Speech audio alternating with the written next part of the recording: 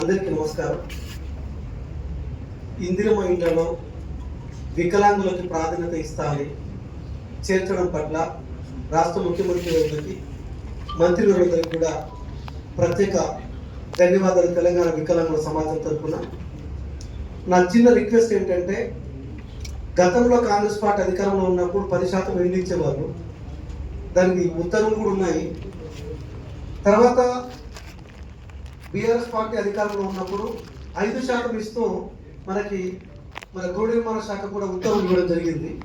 2016 వికలాంగుల హక్కుల చట్టం ప్రకారం GOMS నెంబర్ 1 ప్రకారం కూడా 5% ఇల్లు కేటాయించాలని నిబంధన ఉండడం జరిగింది. దయచేసి ప్రతి నియోజకవర్గంలో 30,000 ఇల్లు కేటాయిస్తున్నప్పుడు 35x5 185 ఇళ్ళు వికలాంగులకు కట్టించినా కానీ చాలా న్యాయం జరుగుతుంది.